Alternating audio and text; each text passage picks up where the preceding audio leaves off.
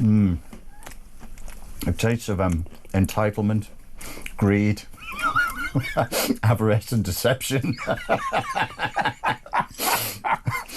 Well, picture this. You've just launched your dream lifestyle brand, complete with celebrity endorsements and luxury packaging that screams success. Then Gordon Ramsay gets his hands on your signature product, takes one bite, and his face immediately tells you everything you need to know. What comes out of his mouth next isn't just criticism, it's a career-ending verbal assault that gets captured on video and spreads across the internet like wildfire. Imagine Ramsay picking up one of those pristine jars, the ones Meghan had so carefully sent to her celebrity friends, with numbered labels like they were limited edition art pieces. While Meghan Markle's As Ever product line completely sold out, many, including myself, were wondering if that highly anticipated jam lived up to the hype. Well, the reviews are in, and they are a bit mixed. Now, some have started calling it scam jam on social media, while others have referred to it as more of a spread. He opens it, takes a small taste with a spoon, and his expression shifts from curiosity to disgust in seconds. The room goes quiet as he processes what he's just experienced. "This isn't jam," he would growl, his voice cutting through the silence like a knife. This is what happens when someone thinks a royal title can replace actual skill. The texture is completely wrong, it's too sweet, artificial tasting, and frankly, it's an insult to fruit. He'd push the jar away with the kind of dismissive gesture that has made restaurant owners cry on television for decades. But the real damage would come next, as Ramsay continued his unfiltered assessment. "You can put it in the fanciest jar you want, charge whatever premium price makes you feel important, but at the end of the day, this tastes like something you'd find in a gas station, marked down for clearance. And even then, I'd choose the gas station version." I don't know, is that jam? No. It's wet. So better. That hypothetical moment captures exactly what happened to Meghan's brand. Not from Ramsay himself, but from someone whose opinion carried just as much weight in the food world. Because when real expertise meets celebrity vanity projects, the results are always brutal and the truth always wins. What actually destroyed Meghan's jam empire was even more devastating than any Ramsay rant could have been.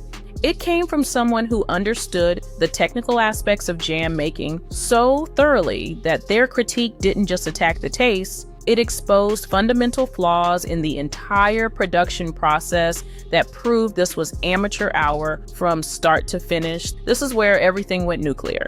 So we have the As Ever raspberry spread.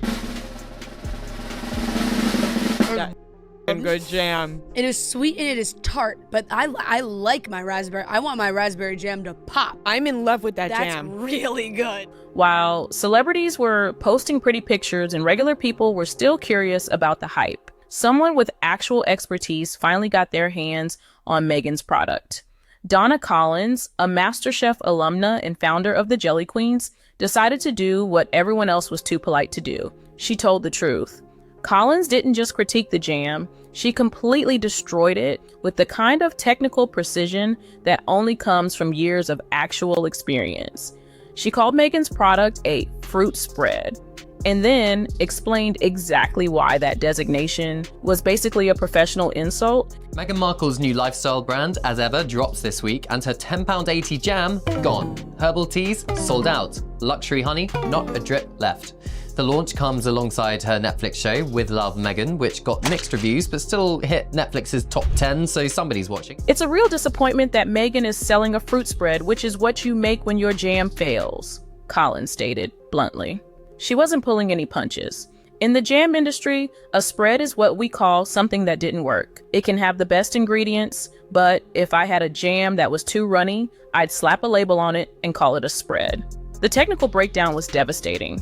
Collins pointed out that Meghan was using conventionally grown raspberry with pesticides despite all the organic artisanal branding. She questioned why pectin was needed unless the spread was too runny to begin with.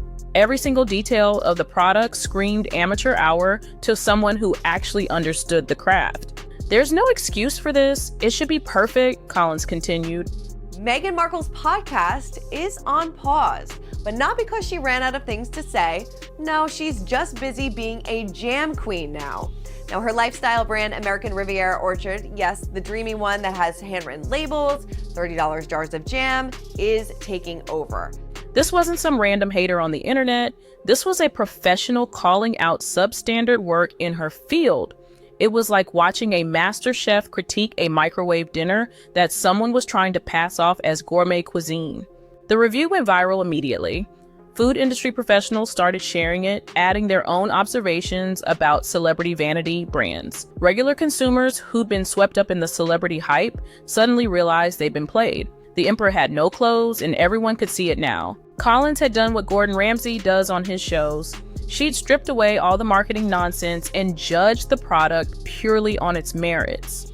And by those standards, Meghan's jam was an embarrassing failure from someone who clearly didn't understand what they were doing. But this expert takedown was just the beginning of a cascade of failures that would expose just how unprepared Meghan's team really was for running an actual business. We've got it on crackers here, so we probably should have put a bit more on.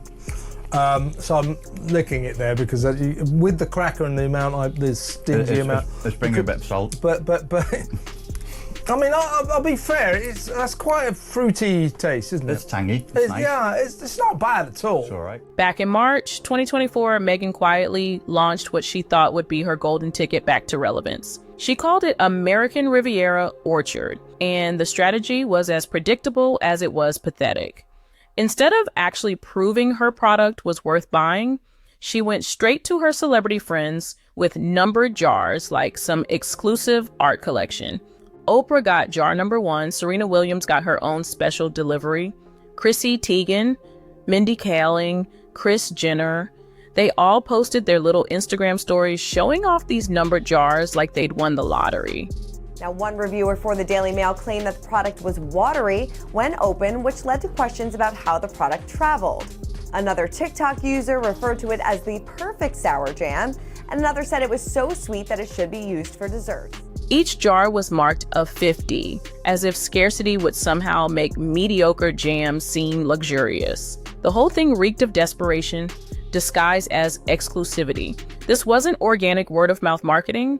This was a calculated manipulation using A-list friendships to create fake buzz. Meghan was essentially asking these celebrities to stake their reputations on a product they probably never even tasted properly. The posts were all suspiciously similar too, same aesthetic, same grateful tone, same mysterious teasing about what's to come. It felt choreographed, like everyone got the same PR talking points. One friend even posted, "This jam is my jam," which honestly sounds like something a publicist would write after 3 cups of coffee and a creative breakdown. Meanwhile, regular consumers were left watching this celebrity circle jerk from the outside, wondering if they'd ever actually get to try this supposedly amazing product. The artificial scarcity was working though. People were genuinely curious about what made this jam worth the royal treatment. But what happened next would expose just how fake this entire celebrity friendship marketing strategy really was. After the expert takedown went viral, something interesting started happening. Those celebrity friends who had posted so enthusiastically about their numbered jars suddenly went very quiet about Meghan's brand. No follow-up posts, no continued promotion, no updates about when the product would actually be available to buy.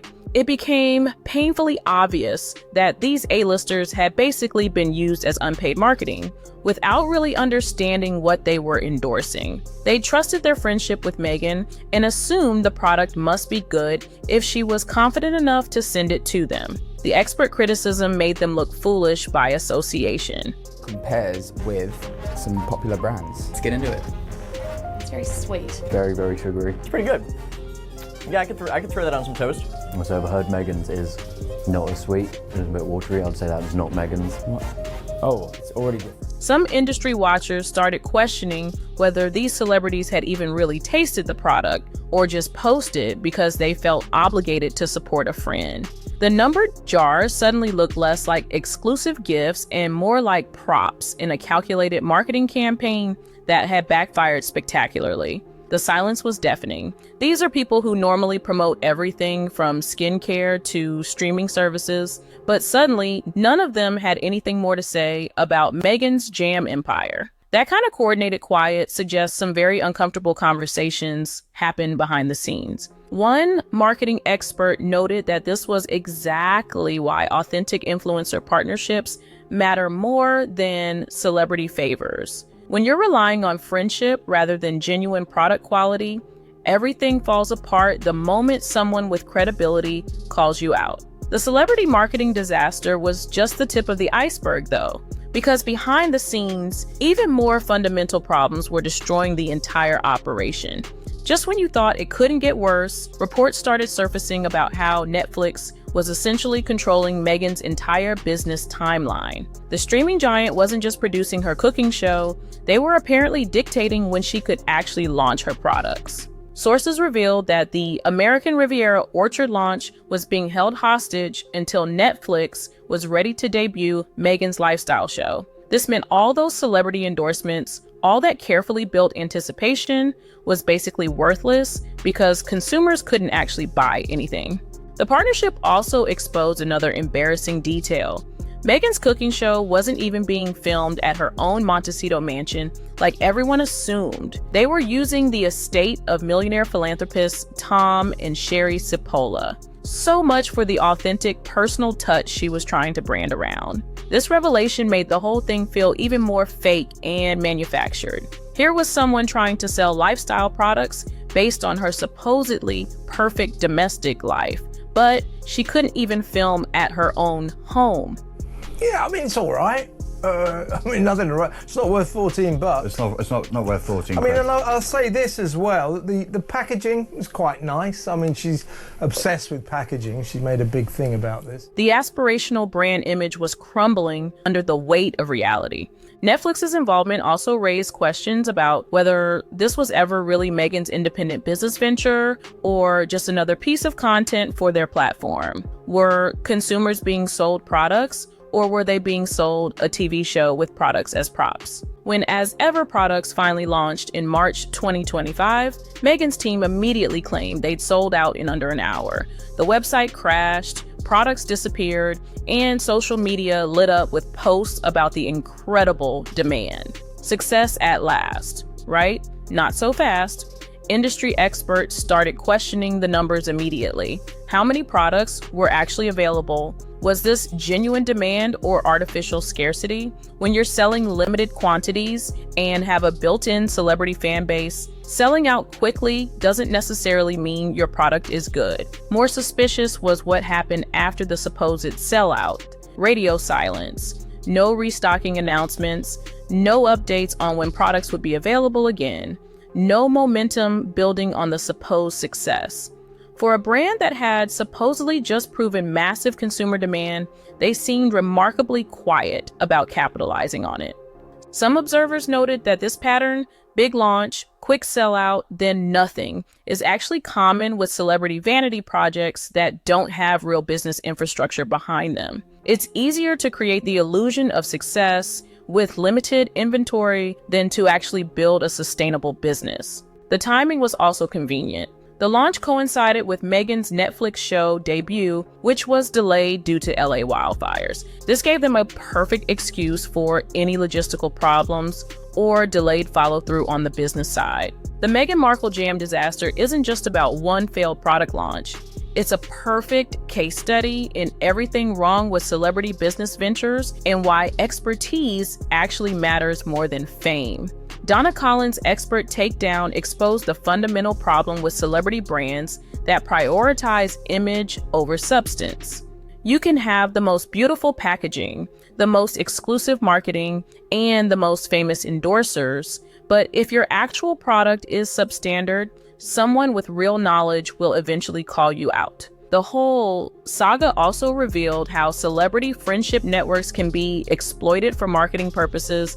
Those numbered jars weren't gifts between friends. They were calculated marketing tools designed to create artificial buzz without having to prove the product's actual worth. Most damaging of all, the trademark disasters and rebranding chaos showed that Meghan's team was fundamentally unprepared for the basic requirements of running a real business. This wasn't just about making jam. This was about someone thinking royal connections and celebrity status could substitute for actual business competence. The expert criticism cut through all the celebrity noise and forced people to judge the product on its actual merits. And by those standards, Meghan's jam empire was revealed to be exactly what Donna Collins said it was: something that didn't work, hastily repackaged and sold on hype rather than quality. In the end, no amount of celebrity endorsements or royal connections can save you from the truth. And sometimes that truth comes from someone who actually knows what they're talking about, delivered with the kind of professional precision that makes all the marketing fluff look like the desperate nonsense it really was. So what do you think about Meghan's jam empire disaster? Do you believe she's a victim of unfair criticism from food snobs who just want to tear down a successful woman? Is this exactly what happens when celebrity privilege meets real expertise and gets exposed?